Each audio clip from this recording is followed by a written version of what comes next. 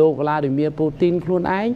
បានបញ្ជាក់ថារុស្ស៊ីមិនចង់ធ្វើសង្គ្រាមទេរុស្ស៊ីចង់បញ្ចប់សង្គ្រាមហើយសង្គ្រាមក៏មិននាំឲ្យរុស្ស៊ីចំណេញដែររុស្ស៊ីចាត់ទុកថាការអូសទាញប្រទេសអ៊ុយក្រែនឲ្យចូលជាសមាជិករបស់អង្គការ NATO ការមានកិច្ចសហប្រតិបត្តិការខាងយោធាជាមួយប្រទេសអ៊ុយក្រែនជ្រាលជ្រៅដែលអ៊ុយក្រែនមានទីតាំងភូមិសាស្ត្រជាប់ជាមួយនឹងប្រទេសរុស្ស៊ីនេះគឺធ្វើឲ្យរុស្ស៊ីគ្រោះថ្នាក់ផ្នែកសន្តិសុខរយៈពេលយូរដូច្នេះចប់សង្គ្រាមរុស្ស៊ីចង់បញ្ចប់សង្គ្រាមប៉ុន្តែក៏ត្រូវការធានាសន្តិសុខរយៈពេលយូរឲ្យប្រទេសរុស្ស៊ីដែរបាទលោកសារីមសរុបជារួមតើរុស្ស៊ីមានបាននិយាយអ្វីខ្លះទេមុនពេលដែលជំនួបរវាងមន្ត្រីជាន់ខ្ពស់រុស្ស៊ីនិងអាមេរិកត្រូវកើតឡើងនៅក្នុងប្រទេសអារ៉ាប៊ីសាអូឌីតនៅក្នុងថ្ងៃនេះស្របពេលដែលអ៊ុយក្រែនឯណោះបានចាត់ទុកជំនួបរបស់ខ្លួនជាមួយសហរដ្ឋអាមេរិកទាំងជំនួបលើកមុននិងជំនួបម្សិលមិញនេះបានលើកឡើងថាជាជំនួបទទួលបានលទ្ធផលជាផ្លែផ្កានោះបាទមុនពេលជំនួបទ្វេភាគីរវាងសហរដ្ឋអាមេរិកដែលជាអន្តរការីជាមួយនឹងប្រតិភូរបស់ប្រទេសរុស្ស៊ីនៅទីក្រុងរីយ៉ាតប្រទេសអារ៉ាប៊ីសាអូឌីតនៅថ្ងៃនេះលោកឌីមីទ្រីពេស្កូអ្នកនាំពាក្យវិមានក្រមឡាំងបានលើកឡើងថារុស្ស៊ីគិតថាវាមានភាពមិនចាំបាច់ចំពោះការធ្វើឲ្យមានបទឈប់បាញ់ពេញលេញការហៅ full ceasefire ឬ full ongoing ceasefire ការបទឈប់បាញ់ពេញលេញចង់សម្ដៅទៅលើថាសង្គ្រាមរវាងប្រទេសអ៊ុយក្រែននិងប្រទេសរុស្ស៊ីនៅលើទឹកដីអ៊ុយក្រែនត្រូវផ្អាកទាំងស្រុងរយៈពេល30ថ្ងៃប៉ុន្តែលោកឌីមីទ្រីពេស្កូបានបញ្ជាក់ថាប្រសិនបើផ្អាកឬក៏មានបទឈប់បាញ់ពេញលេញរយៈពេល30ថ្ងៃនេះក៏វាគ្មានភាពចាំបាច់អ្វីដែរដោយសារតែសង្គ្រាមនឹងបន្តក្រោយពីផុតរយៈពេល30ថ្ងៃដដែលដូច្នេះរុស្ស៊ីមិនចង់បានបទឈប់បាញ់ទេបើសិនជាមានបទឈប់បាញ់គឺត្រូវមានបទឈប់បាញ់ដោយផ្នែកមិនមែនបទឈប់បាញ់ទូទៅទេជាពិសេសនៅពេលបច្ចុប្បន្ននេះសូម្បីតែនៅថ្ងៃច័ន្ទនេះភាគីរបស់សហរដ្ឋអាមេរិកដែលជាភាគីអន្តរការីជាមួយនឹងប្រតិភូរបស់ប្រទេសរុស្ស៊ីដែលធ្វើដំណើរទៅដល់ទីក្រុងរីយ៉ាតប្រទេសអារ៉ាប៊ីសាអូឌីតរួចទៅហើយនោះក៏គ្រោងនឹងពិភាក្សាគ្នាអំពីបទឈប់បាញ់តាមសមុទ្រខ្មៅនិងតាមអាកាសថែមទៀតពីព្រោះសហរដ្ឋអាមេរិកនិងប្រទេសអ៊ុយក្រែនដែលមានជំនួបចរចាសម្របសម្រួលគ្នាត្រូវបញ្ចប់កាលពីថ្ងៃអាទិត្យម្សិលមិញនេះនៅទីក្រុងរីយ៉ាតដែរប្រទេសអារ៉ាប៊ីសាអូឌីតដែរបានបញ្ជាក់ថាបទឈប់បាញ់នៅសមុទ្រខ្មៅទោះបីជាផ្នែកក៏ដោយក៏ត្រូវមានបទឈប់បាញ់នៅសមុទ្រខ្មៅនិងមានបទឈប់បាញ់ទៅលើហេដ្ឋារចនាធម្មពលហេដ្ឋារចនាសម្ព័ន្ធធម្មពលនៅប្រទេសអ៊ុយក្រែនដូចជាកន្លែងផ្គត់ផ្គង់ទឹកស្អាតទីតាំងផ្គត់ផ្គង់ភ្លើងអគ្គិសនីជាដើមគឺត្រូវមានបទឈប់បាញ់រយៈពេល30ថ្ងៃក្នុងនោះក៏ភ្ជាប់ជាមួយនឹងផ្នែកមួយទៀតគឺនាវាចរនៅតាមសមុទ្រខ្មៅផងដែរពីព្រោះនាវាចរនៅតាមសមុទ្រខ្មៅគឺជាចំណុចសំខាន់របស់ប្រទេសអ៊ុយក្រែនដែរក្នុងការដឹកជញ្ជូនគ្រាប់ធញ្ញជាតិរបស់ខ្លួនពីឆ្នេរសមុទ្រទៅកាន់តំបន់នានានៅទូទាំងពិភពលោកជាពិសេសដឹកគ្រាប់ធញ្ញជាតិទៅផ្គត់ផ្គង់នៅអង្គការកម្មវិធីស្បៀងអាហារពិភពលោក World Food Program ប៉ុន្តែចំពោះរុស្ស៊ីបានចាត់ទុកថាវាមិនមានលក្ខណៈសំខាន់ទេពីព្រោះប្រសិនបើមានបទឈប់បាញ់រយៈពេល30ថ្ងៃទោះបីជាផ្នែកដោយរួមបញ្ចូលទាំងការធ្វើនាវាចរនៅតាមសមុទ្រខ្មៅនោះវាជាសកម្មភាពវាជាឱកាសមួយរបស់ប្រទេសអ៊ុយក្រែនក្នុងការដឹកជញ្ជូនគ្រាប់ធញ្ញជាតិចេញផងហើយអ៊ុយក្រែនក៏នឹងយកឱកាសនេះដឹកជញ្ជូនគ្រឿងយុទ្ធោបករណ៍ដែលត្រូវបានផ្ដល់ឲ្យដោយលោកខាងលិចដឹកនាំដោយសហរដ្ឋអាមេរិកនេះចូលទៅក្នុងប្រទេសអ៊ុយក្រែនក្នុងការបន្តសង្គ្រាមជាមួយប្រទេសរុស្ស៊ីជាពិសេសអ៊ុយក្រែនចង់ធ្វើឲ្យមានព្រៀបនៅលើសមរភូមិជួរមុខជាមួយនឹងប្រទេសរុស្ស៊ីដោយសារតែនៅពេលបច្ចុប្បន្ននេះក្នុងអំឡុងពេលនៃភាគីទាំងពីរកំពុងតែជួបចរចាគ្នាដោយមានសហរដ្ឋអាមេរិកជាអន្តរការីនោះ គឺប្រទេសអ៊ុយក្រែនហាក់ដូចជាចាញ់ប្រៀបខ្លាំងមែនទែននៅលើសមរភូមិជួរមុខហើយប្រមាណថ្ងៃកន្លងមកនេះមុនពេលដែលប្រតិភូនៃប្រទេសទាំងពីរគឺសហរដ្ឋអាមេរិកនិងប្រទេសរុស្ស៊ីជួបចរចាគ្នានៅទីក្រុងរីយ៉ាតប្រទេសអារ៉ាប៊ីសាអូឌីតនោះរុស្ស៊ីក៏សម្រុកវាយប្រហារទៅលើទីក្រុងគៀវដែលជាទីក្រុងធំបំផុតរបស់ប្រទេសអ៊ុយក្រែន3យប់ជាប់គ្នាទៅទៀតដែលជាការគំរាមទុកជាមុនថាប្រសិនបើអ៊ុយក្រែនមិនធ្វើតាមនៅអ្វីដែលជាការចង់បានរបស់ប្រទេសរុស្ស៊ីនោះអ៊ុយក្រែនមិនមានអ្វីក្រៅតែពីការឈឺចាប់នោះទេខ្ញុំសូមបញ្ជាក់ជូនបន្តិចចំណុចនេះត្រង់ថាចាប់តាំងពីលោកត្រាំឡើងកាន់តំណែងជាប្រធានាធិបតីរបស់សហរដ្ឋអាមេរិកថ្ងៃទី20ខែមករាឆ្នាំ2025នេះកិច្ចខិតខំប្រឹងប្រែងក្នុងការចរចារកសន្តិភាពនៅប្រទេសអ៊ុយក្រែនរួមទាំងបទជបាញ់ជាដើមត្រូវបានធ្វើឡើងប៉ុន្តែតាំងពីពេលចាប់ផ្ដើមចរចារហូតមកដល់ពេលនេះភាគីរុស្ស៊ីនិងអ៊ុយក្រែនមិនទាន់មានពេលជួបមុខគ្នាដោយផ្ទាល់ទេគឺដូចជានៅទីក្រុងរីយ៉ាតប្រទេសអារ៉ាប៊ីសាអូឌីតកិច្ចចរចារវាងសហរដ្ឋអាមេរិកនិងប្រតិភូរបស់ប្រទេសអ៊ុយក្រែនដឹកនាំដោយរដ្ឋមន្ត្រីការពារជាតិលោករ៉ាស្ទឹមអ៊ូម៉ារ៉ូនៅទីក្រុងរីយ៉ាតពេលដែលបញ្ចប់មានន័យថាអ៊ុយក្រែនចេញខាងរុស្ស៊ីចូលហើយពេលដែលរុស្ស៊ីចេញទំនងជាអ៊ុយក្រែនចូលទៀតដោយទាំងរុស្ស៊ីនិងអ៊ុយក្រែនមិនទាន់មានពេលវិភាសាគ្នាដោយផ្ទាល់នៅឡើយទេអញ្ចឹងហើយកិច្ចខិតខំប្រឹងប្រែងដែលថាមុនគេត្រូវរកឈប់បាញ់រកបទឈប់បាញ់រយៈពេល30ថ្ងៃនេះបើតាមភាគីរុស្ស៊ីហាក់ដូចជានៅឆ្ងាយនៅឡើយដោយសារតែលោកឌីមីទ្រីពេស្កូបានបញ្ជាក់ថាបទឈប់បាញ់រយៈពេល30ថ្ងៃទោះដោយផ្នែកក៏ដោយទោះពេញលេញក៏ដោយក៏មិនសូវជាមានភាពចាំបាច់នៅក្នុងសង្គ្រាមនេះដែរបាទឥឡូវយើងងាកមកកាន់ទស្សនវិជ្ជារួមមួយបន្តិចសិនស្របពេលដែលមន្ត្រីរបស់រុស្ស៊ីនិងសហរដ្ឋអាមេរិកនឹងត្រូវជួបគ្នានៅក្នុងថ្ងៃនេះប៉ុន្តែដោយសារតែពេលវេលាគឺខុសម៉ោងគ្នារវាងប្រទេសអារ៉ាប៊ីសាអូឌីតជាមួយនឹងខាងកម្ពុជាយើងហើយជំនួបគិតត្រឹមពេលនេះក៏មិនទាន់កើតឡើងហើយយើងក៏មិនទាន់ទទួលបានព័ត៌មានអីថ្មីក្រៅពីនេះទៀតដែរប៉ុន្តែចង់មើលទៅលើជំហររបស់រុស្ស៊ីតាមមើលទៅរុស្ស៊ីចង់បានសន្តិភាពជាមួយអ៊ុយក្រែនក្នុងពេលនេះដែរទេលោកស្រីបាទចំពោះថាចង់បានសន្តិភាពអត់នោះអ្នកជំនាញជាច្រើនរួមទាំងមេដឹកនាំនៅលើពិភពលោកផងទៀតជាពិសេសលោកត្រាំនេះតែម្ដងថាភាគីទាំងពីរចង់បានសន្តិភាពជាពិសេសអ៊ុយក្រែនចង់បានសន្តិភាពជាងគេហើយចំពោះរុស្ស៊ីក៏ចង់បានសន្តិភាពដែរនេះបើតាមការលើកឡើងរបស់លោកត្រាំដោយលោកត្រាំបញ្ជាក់ថាទាំងអ៊ុយក្រែននិងរុស្ស៊ីនេះមិនចង់យកដំណក់ឈាមប្រជាជនមិនចង់យកទ្រព្យសម្បត្តិរបស់ខ្លួនទៅបំផ្លាញចោលនៅក្នុងសង្គ្រាមដែលបានអស់បន្លាយអស់រយៈពេលជាង3ឆ្នាំកន្លងមកនេះទេចំណែកខាងភាគីរុយក្រែនលោកវ្លោឌីមៀសេឡិនស្គីលើកឡើងម្សិលមិញនឹងដែរគឺលោកលើកឡើងថាសង្គ្រាមនៅក្នុងប្រទេសអ៊ុយក្រែននេះរុស្ស៊ីអត់ចង់បញ្ចប់ទេគឺរុស្ស៊ីចង់ពង្រីកសង្គ្រាមដើម្បីបំពេញមហិច្ឆតារបស់ខ្លួន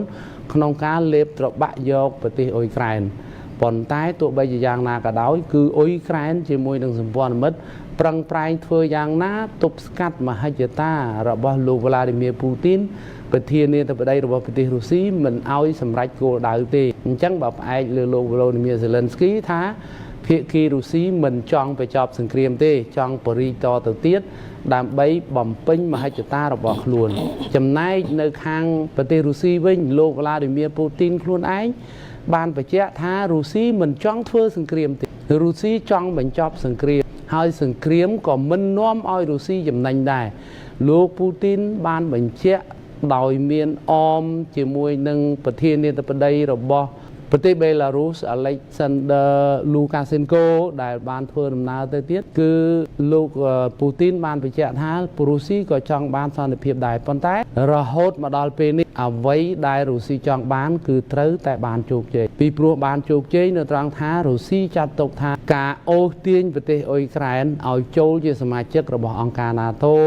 ការមានកិច្ចសហប្រតិបត្តិការខាងយោធាជាមួយប្រទេសអ៊ុយក្រែនជ្រាលជ្រៅដែលអ៊ុយក្រែនមានទីតាំងភូមិសាស្ត្រជាប់ជាមួយនឹងប្រទេសរុស្ស៊ីនេះគឺធ្វើឲ្យរុស្ស៊ីគ្រោះថ្នាក់ផ្នែកសន្តិសុខរយៈពេលយូរដូច្នេះចប់សង្គ្រាមរុស្ស៊ីចង់បញ្ចប់សង្គ្រាមប៉ុន្តែ ក៏ត្រូវការធានាសន្តិសុខរយៈពេលយូរឲ្យប្រទេសរុស្ស៊ីដែរជាមហិច្ឆតារបស់ប្រទេសរុស្ស៊ីដូច្នេះប្រសិនបើមហិច្ឆតានេះប្រសិនបើគោលបំណងរបស់ប្រទេសរុស្ស៊ីដែលថាសន្តិសុខរបស់ខ្លួននឹងត្រូវបានធានារយៈពេលយូរប្រសិនបើមិនបានដូច្នេះគឺរុស្ស៊ីក៏មិនអាចបញ្ចប់សង្គ្រាមបានដែរពីព្រោះសង្គ្រាមនេះត្រូវបានធ្វើឡើងក្នុងគោលដៅថែរក្សាសន្តិសុខការពារសន្តិសុខរបស់ប្រទេសរុស្ស៊ីរយៈពេលយូរហើយប្រសិនបើចប់សង្គ្រាមហើយស្ថានភាពសន្តិសុខនៅតែទទួលរងការគំរាមកំហែងនោះរុស្ស៊ីក៏មិនបញ្ចប់សង្គ្រាមដែរដូច្នេះសរុបមកវិញអ៊ុយក្រែននិងរុស្ស៊ីចង់បានសន្តិភាពដូចគ្នាប៉ុន្តែខាងអ៊ុយក្រែនទន់ទោទៅរកសហរដ្ឋអាមេរិកតាមអាមេរិកថាម៉េចធ្វើអញ្ចឹងប៉ុន្តែខាងរុស្ស៊ីអត់ទេបើបញ្ចប់សង្គ្រាមក៏ត្រូវតែសម្រេចគោលបំណងរបស់ប្រទេសរុស្ស៊ីដែរมันអាចបញ្ចប់តែសង្គ្រាមតែរុស្ស៊ីនៅរងសម្ពាធខាងសន្តិសុខរយៈពេលយូរតទៅមុខទៀតបានទេបាទទូរទស្សនិកជននឹងបញ្ចប់ព័ត៌មានវិវត្តអំពីបញ្ហារុស្ស៊ីអ៊ុយក្រែនប៉ុណ្ណេះសិនយើងបន្តតាមដានបន្តទៀតអំពីលទ្ធផលនៃជំនួបចរចារវាងមន្ត្រីអាមេរិកនិងរុស្ស៊ីនៅអារ៉ាប៊ីសាអូឌីតបន្តទៀតនៅថ្ងៃនេះងាកមកកាន់បញ្ហារវាងអាមេរិកនិងអ៊ីរ៉ង់ជុំវិញកម្មវិធីនុយក្លេអ៊ែរវិញបេសកជនរបស់លោកដូណាល់ត្រាំប្រធានាធិបតីសហរដ្ឋអាមេរិកបានលើកឡើងថាអាមេរិកចង់ចរចាជាមួយអ៊ីរ៉ង់លើកម្មវិធីនុយក្លេអ៊ែរអ៊ីរ៉ង់នេះដើម្បីជៀសវាងសកម្មភាពយោធាដោយផ្ទាល់បេសកជនពិសេសអាមេរិកលោក Steve Witkoff បាននិយាយថាកិច្ចប្រឹងប្រែងរបស់ប្រធានាធិបតី Donald Trump អាមេរិកចំពោះមេដឹកនាំកំពូលអ៊ីរ៉ង់អាយ៉ាតូឡា Ali Khamenei លើកិច្ចព្រមព្រៀងនុយក្លេអ៊ែរថ្មីដែលអាចកើតមានគឺជាការប៉ុនប៉ងជៀសវាងសកម្មភាពយោធាដោយផ្ទាល់លោក Witkoff បានប្រាប់ទូរទស្សន៍ Fox News នៅថ្ងៃអាទិត្យថាពួកលោកមិនចាំបាច់ដោះស្រាយអ្វីគ្រប់យ៉ាងដោយយោធាទេសញ្ញារបស់ពួកលោកចំពោះអ៊ីរ៉ង់គឺនាំគ្នាអង្គុយចុះហើយមើលថាតើយើងអាចធ្វើតាមរយៈកិច្ចសន្ទនាឬការទូតនៅកន្លែងដែលត្រឹមត្រូវឬអត់បើពួកលោកអាចធ្វើបានគឺពួកលោកត្រៀមខ្លួនធ្វើហើយបើពួកលោកមិនអាចនោះពិតជាមិនមែនជាជំរើសដ៏ល្អទេការថាអធិប្បាយរបស់លោក Witkoff កើតឡើងបន្ទាប់ពីលោក Trump បានឲ្យដឹងនៅថ្ងៃ7មីនាកន្លងទៅថាលោកបានផ្ញើលិខិតមួយច្បាប់ទៅកាន់មេដឹកនាំអ៊ីរ៉ង់ដែលស្វែងរកការចូលរួមក្នុងការពិភាក្សាអំពីសកម្មភាពនុយក្លេអ៊ែរអ៊ីរ៉ង់និងការព្រមានអំពីសកម្មភាពយោធាដែលអាចកើតមានប្រសិនបើត្រូវបានបដិសេធវិធីសាស្ត្រនេះត្រូវបានរិះគន់ដោយលោក Khamenei ផ្ទាល់ដែលបាននិយាយថាអ៊ីរ៉ង់នឹងមិនចូលរួមក្រោមការគំរាមកំហែងបែបនេះទេយុទ្ធការស្ថានភាពសមរភូមិសង្គ្រាមដ៏ក្តៅគគុករវាងអ៊ីស្រាអែលនិងក្រុមសកម្មប្រយុទ្ធហាម៉ាស់នៅដែនដីហ្គាហ្សាសង្គ្រាមបានផ្ទុះឡើងវិញហើយចាប់តាំងពីដើមសប្តាហ៍មុនមកម្លេះស្របពេលដែលការបន្តបត់ឈប់បាញ់បន្តទៀតគឺมันអាចទៅរួចរវាងភាគីចំនួនទូរទស្សនិកជនយោធាអ៊ីស្រាអែលបានបញ្ជាឲ្យប្រជាពលរដ្ឋនៅក្នុងតំបន់ហ្គាហ្សាជំលៀសខ្លួនសារជាថ្មីម្ដងទៀតខណៈអ្នកស្លាប់កើនឡើងដល់ជាង 50,000 នាក់ទៅហើយជាតួលេខកងទ័ពអ៊ីស្រាអែលបានបញ្ជាឲ្យមានការជម្លៀសទាំងស្រុងពីសង្កាត់តាល់អាល់ស៊ូលតាននៅក្នុងទីក្រុងរ៉ាហ្វាភាគខាងត្បូងហ្គាហ្សាដោយទាមទារឲ្យប្រជាជនក្នុងតំបន់នេះចាកចេញពីផ្ទះសម្បែងរបស់ពួកគេជាបន្ទាន់ហើយឆ្ពោះទៅកាន់ភាគខាងជើងទៅកាន់តំបន់អាល់ម៉ាវ៉ាស៊ីការជម្លៀសនេះធ្វើឡើងនៅពេលអាជ្ញាធរសុខាភិបាលហ្គាហ្សាបញ្ចេញតួលេខអ្នកស្លាប់ជាង 50,000 នាក់ក្រោយការវាយប្រហារថ្មីចាប់តាំងពីសង្គ្រាមផ្ទុះឡើងកាលពីថ្ងៃ7 តុលាឆ្នាំ 2023 មកក្នុងការបង្ហោះលើបណ្ដាញទំនាក់ទំនងសង្គមកងទ័ពបានណែនាំអ្នកដែលមានវត្តមាននៅក្នុងសង្កាត់តាល់អាល់ស៊ូលតានជំលៀសចេញទៅហើយធ្វើដំណើរដោយថ្មើរជើងទៅកាន់ទីតាំងមនុស្សធម៌នៅក្នុងតំបន់អាល់ម៉ាវ៉ាស៊ីជាតំបន់ដែលបានមើលឃើញការសម្លាប់រង្គាលជាច្រើននៃជនស៊ីវិលស្លូតត្រង់ដោយកងទ័ពអ៊ីស្រាអែលចាប់តាំងពីការចាប់ផ្ដើមនៃសង្គ្រាមដ៏បង្ហូរឈាមនេះកាលពីខែតុលាឆ្នាំ 2023 កន្លងទៅប្រេសិតពិសេសរបស់សហរដ្ឋអាមេរិកបានលើកឡើងថាបញ្ហាការវាយប្រហារគ្នាជាថ្មីម្ដងទៀតដែលផ្ទុះឡើងនៅក្នុងតំបន់ហ្គាហ្សានេះគឺដោយសារតែភាគីហាម៉ាស់ហើយក្រុមហាម៉ាស់ខ្លួនឯងនឹងគឺជាក្រុមដែលត្រូវសម្រេចលើបញ្ហានេះដែរបេសកជនពិសេសរបស់សហរដ្ឋអាមេរិកលោក Steve Witkoff បាននិយាយនៅថ្ងៃអាទិត្យ23មីនាថាក្រុមហាម៉ាស់គឺជាអ្នកត្រូវទទួលខុសត្រូវចំពោះការប្រយុទ្ធជាថ្មីនៅតំបន់ហ្គាហ្សាបន្ទាប់ពីពួកគេបានបដិសេធកិច្ចខំប្រឹងប្រែងឆ្ពោះទៅមុខជាមួយនឹងអ្វីដែលជាកិច្ចព្រមព្រៀងអាចទទួលយកបាន